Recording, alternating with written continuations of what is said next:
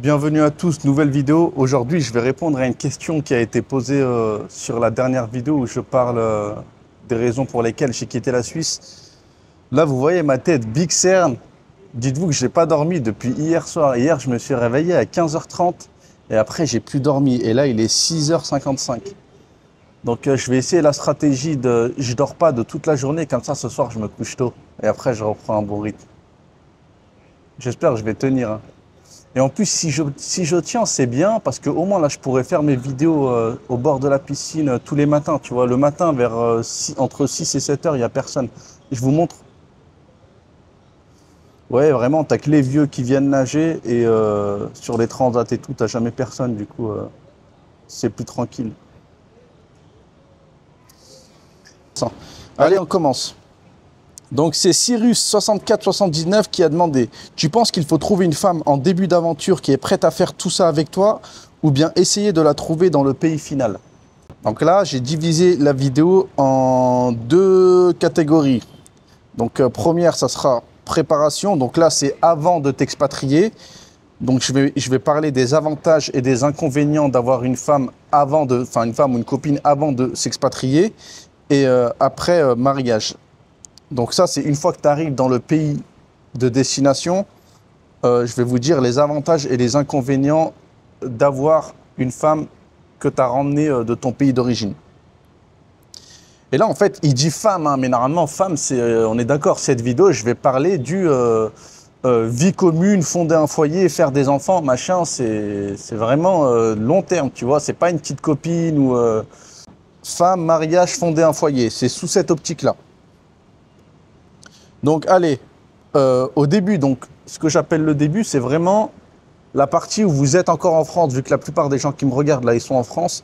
Donc ça, c'est ce que j'appelle la préparation. Et je vais vous dire les avantages d'avoir une copine à ce moment-là. Et en fait, quand je dis copine, c'est au début, ça sera une copine. Et après, au fil des années, normalement, ça va se transformer en femme, tu vois.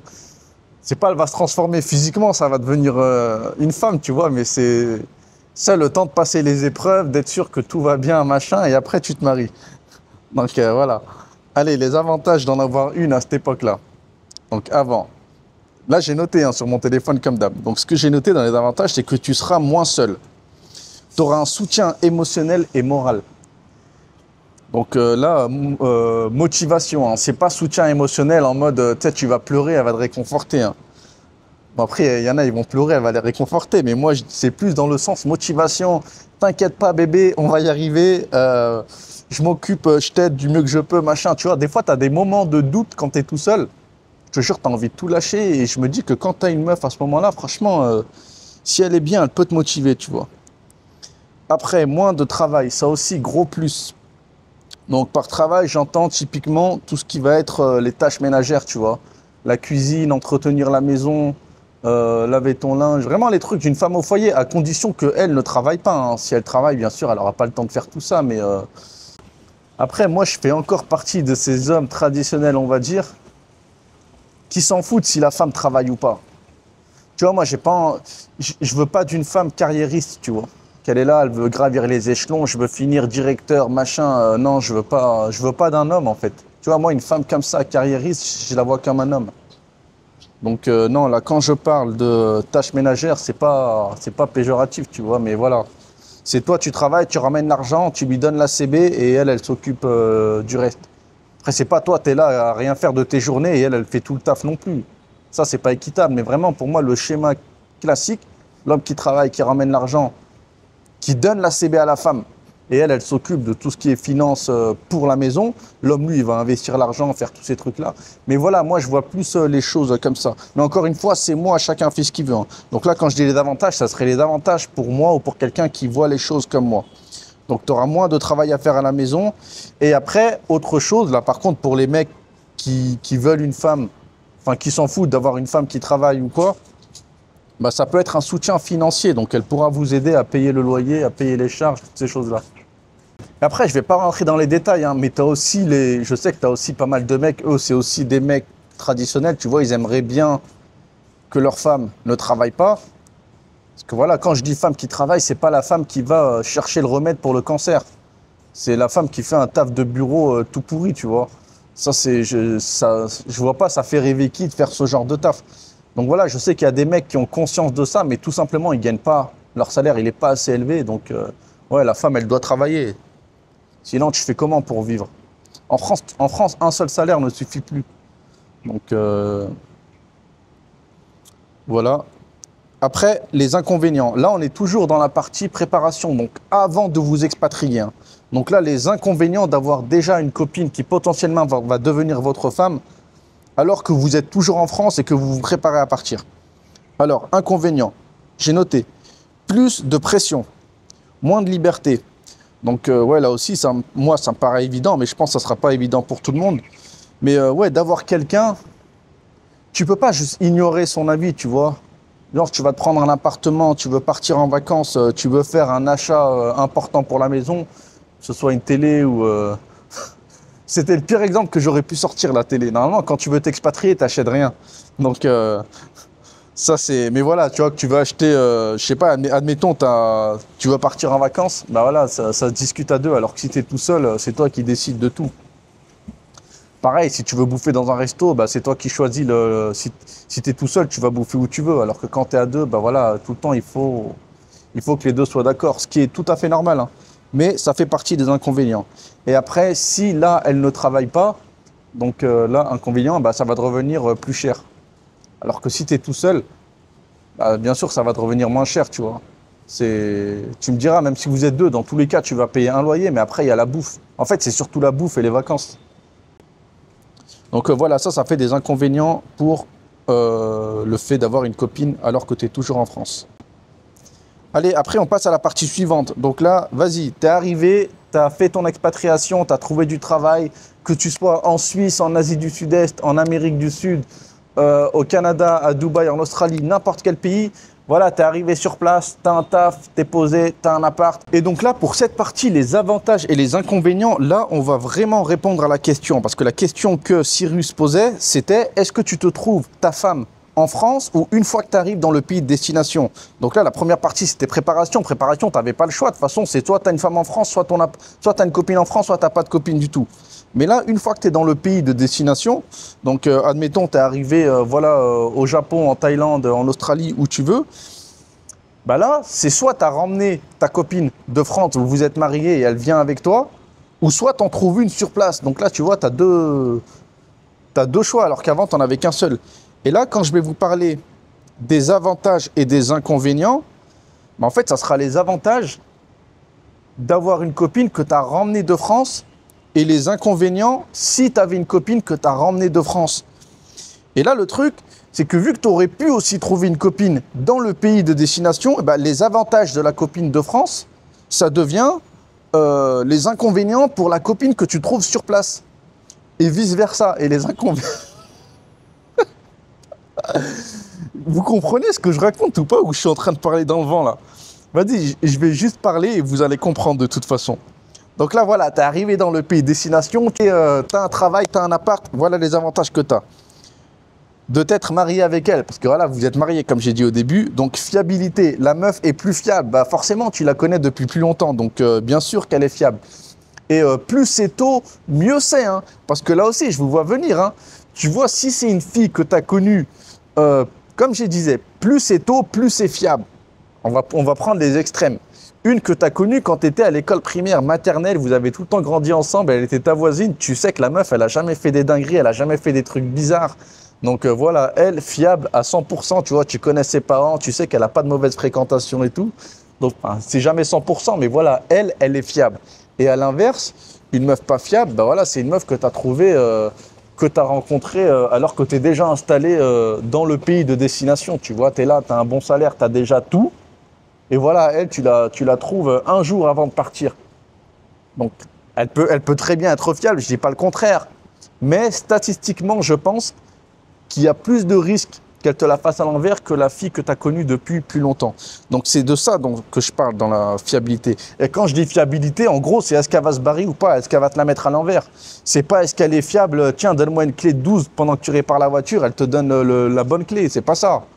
C'est fiable, c'est fiable, c'est comme dans les films américains, quand ils se marient à l'église là et qu'ils disent dans la joie et dans le malheur, dans la santé, dans la maladie, dans la richesse et dans la pauvreté. C'est ça, fiable. C'est quand elle est là, dans tous ces machins-là. Peu importe que tu sois un prolo, riche, malade ou quoi. Après, autre avantage aussi, ça, en vrai, la fiabilité, je m'en rends compte là en lisant, c'est un sacré avantage en fait, hein. Autre avantage aussi, meilleure entente.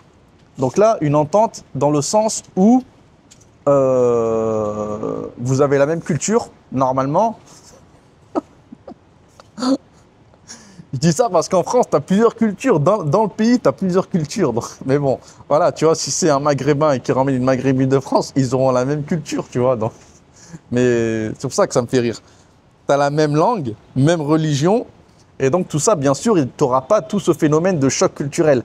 Et à l'inverse, si ça avait été une femme que tu trouves dans le pays, admettons, tu vas en Thaïlande ou au Japon, tu trouves une japonaise, ben, l'entente, je pense pas qu'elle sera aussi bien qu'avec une femme que tu aurais emmenée de France, tu vois. Parce que là, tu as forcément un choc culturel. Elle va vouloir manger ses plats japonais. Toi, ça se trouve, t'aimes pas la bouffe japonaise. Enfin, ça se trouve, t'aimes pas ce plat-là.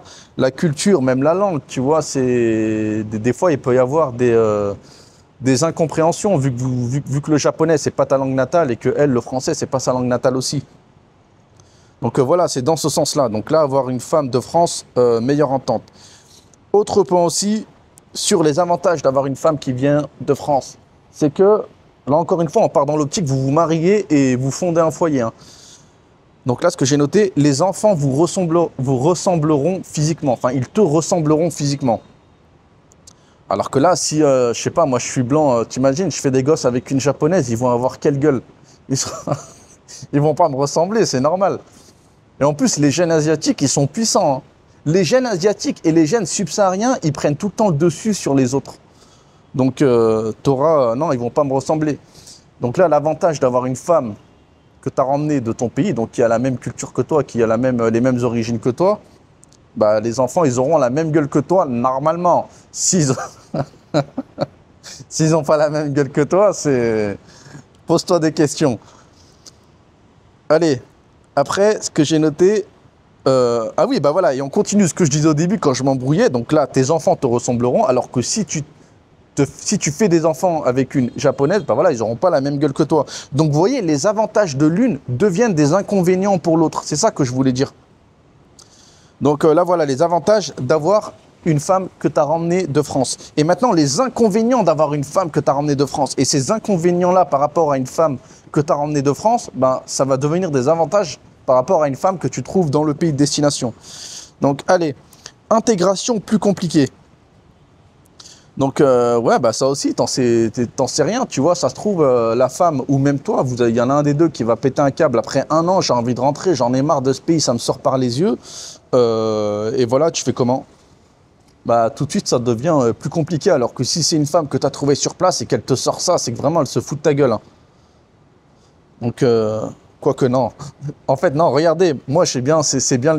T'imagines, moi, une meuf qui serait venue en France et elle me rencontre, moi, bah, cet argument-là de l'intégration, il tient pas.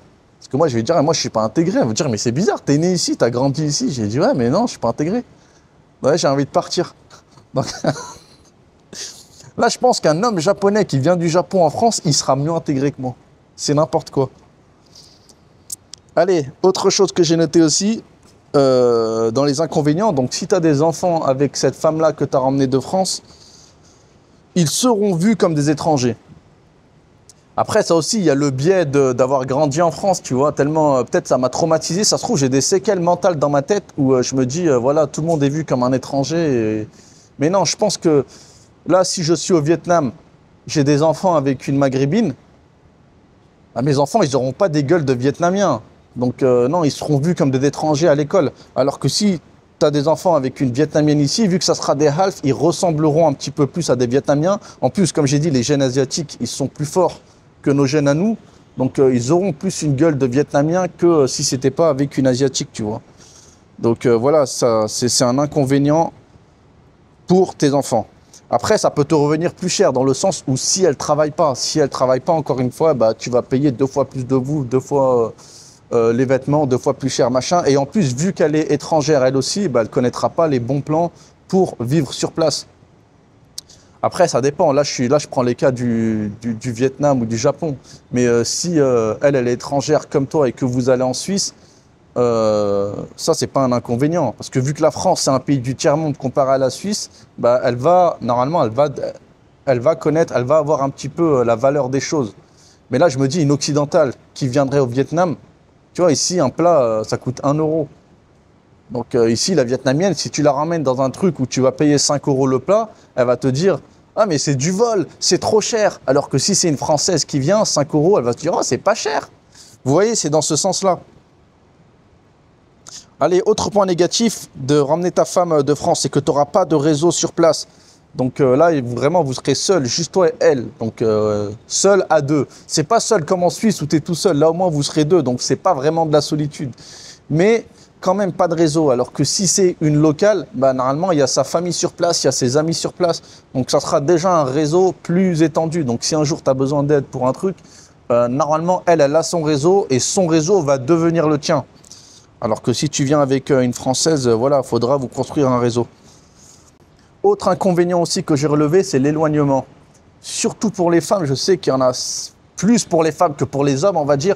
L'éloignement de la famille, c'est plus compliqué. Tu vois, en général, les femmes, elles sont plus proches de leurs parents, de leurs frères, sœurs, machin. Alors que nous, les hommes, c'est... Tu sais, on est des nomades. On est tout seuls. En plus, moi, je suis l'enfant du milieu. Vous connaissez la théorie de l'enfant du milieu?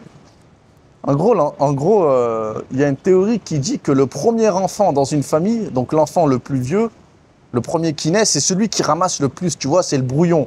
Les parents, ils s'entraînent sur lui. Du coup, lui, il ramasse le plus, miskin. Après, tu as l'enfant du milieu. Lui, c'est le plus indépendant. Voilà, parce qu'en fait, tu as l'enfant du milieu et juste après, tu as le dernier qui arrive. Et là, en fait, les parents, après, ils vont s'occuper du dernier et ils vont oublier un petit peu celui du milieu. Donc, celui du milieu, il aura tendance à être plus indépendant que les autres. Et le dernier, au contraire, bah, lui, il sera plus dépendant parce qu'il sera chouchouté. Tu sais, c'est le dernier enfant, c'est tout le temps le chouchou. J'ai oublié comment ça s'appelle, mais tu as un truc comme ça. Et tu avais même des vidéos TikTok sur ça, elles étaient marrantes. Mais voilà, donc là, il peut y avoir l'éloignement des proches. Donc là, je veux rentrer, tu sais, après 1 an, 2 ans. Après, je dis les femmes, mais l'homme aussi, ça se trouve, il va faire la même chose. Hein. Donc voilà, le risque, il est 2 fois plus grand. Alors que si tu es avec une locale, bah, il n'y a que toi qui peux avoir ce risque de se dire, voilà, j'ai envie de rentrer. Elle, bah, vu qu'il y a déjà sa famille sur place, elle va pas te dire, ouais, je me sens seul. Et enfin, autre point aussi, c'est même pas le dernier. Le dernier, je le garde pour la fin. Donc, c'est les démarches qui seront plus compliquées. Démarches administratives, j'entends. Donc là, si vous venez à 2, je sais qu'en Suisse, par exemple, quand j'y étais, tu peux avoir... Moi, j'avais un permis B, donc l'entreprise m'avait fait un permis B de 5 ans. Et il me semble que si j'avais eu une femme et des enfants, machin, bah, ils auraient pu bénéficier de mon permis B. Donc, ils auraient pu aussi venir en Suisse, rester 5 ans. Mais je suis pas sûr que ce soit pareil dans tous les pays, tu vois. Je me dis, si jamais, imagine, tu trouves un taf, tu vas au Japon, en Australie, tu as un working visa, est-ce que ta femme va en bénéficier? Surtout, est-ce que si vous n'êtes pas marié déjà, ça, à mon avis, c'est mort. Si vous n'êtes pas marié, bah, ça n'a aucune valeur, elle reste en France. Mais même si vous êtes marié, les démarches doivent être plus compliquées. Alors que si tu avais une femme que tu as trouvée dans le pays de destination, bah voilà, elle, normalement, elle a déjà la nationalité, déjà le truc. Et même toi, ça peut t'avantager pour les visas, parce que normalement, si tu es marié, tu peux switcher sur un visa mariage, donc encore plus facile. Et enfin, dernier point, ça franchement, je le dis parce que je sais que ça va arriver. Qu'il y en a plein, c'est sûr que ça arrive. Surtout les mecs qui vont de France et qui arrivent et qui partent en Asie. Je ferai une vidéo sur ce sujet-là, ou même pas en Asie, en vrai, dans n'importe quel pays. Hein. Donc là, tous les hommes qui regardent ma vidéo, vous savez que le marché des relations amoureuses en France, il est hardcore, voire impossible. Quand tu es un homme, c'est mort. Il est inexistant, ce marché-là. Donc en fait, enfin, il est inexistant. Il y en a il y en a pour qui ça marche, mais il y en a pour qui ça marche pas. Moi, typiquement, ça marche pas. Donc voilà, je me dis, le mec qui est là en France, il réussit à avoir une copine, machin, et après, il réussit à s'expatrier, il va dans un autre pays, bah, sa valeur sur le marché va changer. Et ça, il faut le garder en tête, tu vois. C'est pas le mec, là je parle au mec, hein. C'est pas tu ramènes ta meuf voilà, tu en as trouvé une en France, parce qu'en France, de toute façon, c'est galère. Donc, dès que tu en as une, en général, tu sais, tu t'y accroches, tu vois. C'est elle ou rien. Bon, moi, c'était rien. Mais voilà, donc, les mecs qui se disent, ouais, c'est elle ou rien, tu vois, ils la prennent par défaut. Franchement, mauvais plan, hein. Parce que si vous changez de pays, je vous dis, votre valeur va augmenter. Et en plus, si vous vous expatriez, normalement, vous allez avoir un meilleur salaire. Enfin, normalement, vous devriez avoir un salaire plus élevé que la moyenne. Et donc, sur place, vous allez avoir beaucoup plus d'opportunités par rapport aux femmes. Et là, faudra pas faire la misère à votre femme que vous avez ramenée de France parce que votre ego, il a été boosté une fois que vous êtes arrivé dans le pays. Donc voilà, gardez bien ça en tête. Et là, si je fais le compte, donc, avoir une femme de France dès le début et ensuite t'expatrier avec elle, il y a 7 avantages et 11 inconvénients. Et donc, vu que c'est strictement symétrique avec l'autre cas, donc là, le fait d'avoir eu une femme dans un pays local, donc de trouver ta femme une fois que tu arrives dans le pays, donc là, ça te fait 11 avantages et 7 inconvénients. Donc là, si tu réfléchis rapidement, tu dis, bah le choix, il est vite fait. Autant attendre d'arriver dans le pays de destination et je me trouve une femme là-bas. Mais non, non, non, les amis. Comme j'ai dit, il y a le point de la fiabilité. C'est le point le plus important. Pour faire un vrai calcul, il aurait fallu mettre des coefficients en face de chaque paramètre. Mais en vrai, là, ce truc de la fiabilité, il rafle tous les autres points. Ça, il est tellement loin que tous les autres, tu vois, ils sont minimes par rapport à ce point-là. Donc, si vous êtes sûr d'avoir une femme fiable, après, tu peux très bien avoir une femme fiable dans un pays local, mais ça sera plus compliqué, tu vois, ça prend des années. Ça prend des années pour vérifier qu'une femme est fiable. Donc, et ça, les années, tu sais, on n'est pas immortel, hein. Donc, voilà, juste par rapport à ça, je pense, pour le mec qui veut se caser, machin, femme que tu as ramenée de France, c'est peut-être mieux. Après, là aussi, tu as des points à considérer.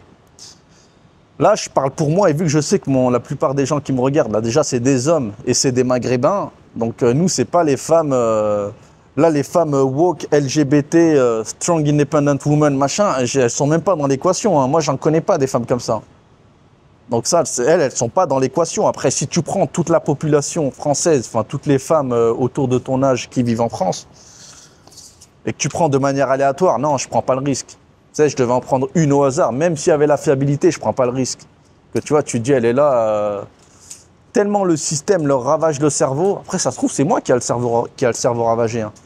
Mais non, moi, je parle vraiment, si tu es sûr de la fiabilité de ta femme, oui, il vaut mieux la ramener de France. Sinon, il vaut mieux la prendre une fois que tu arrives dans le pays de destination. Et là, il y a des derniers points que j'avais notés, c'était l'impact de l'âge. Si t'es vieux, tu vois, t'as pas le temps, tu veux des gosses, là aussi, tu vois, t'es pas... Quoique l'homme, il peut avoir des gosses jusqu'à sa mort, tu vois, mais non, il vaut mieux avoir le plus tôt possible. Tu vas pas aller chercher tes gamins à la maternelle alors que t'as 60 ans, c'est n'importe quoi. Autre point à considérer, c'est est-ce que tu veux une expatriation définitive ou temporaire? Ça aussi, je sais qu'il y en a beaucoup qui veulent quitter la France, mais juste 5, 6 ans et je reviens, ou bien 5, 10 ans, peu importe le nombre d'années. Et là, bah, tu vois, tous les avantages, inconvénients que j'ai donnés, ça ne s'applique plus parce que tu vas rester dans le pays que quelques années et après, tu comptes rentrer en France. Et enfin, si tu as vraiment pris en compte là, tous les avantages, inconvénients et que malgré ça, ça se termine mal, divorce, donc là, il y a un point, c'est que elle peut rentrer en France avec vos enfants si vous avez des enfants. Et toi, si tu veux rester dans le pays, ben voilà, tu resteras en Thaïlande, au Japon, où tu veux, mais tu vas avoir une pension alimentaire à payer parce qu'elle sera rentrée en France.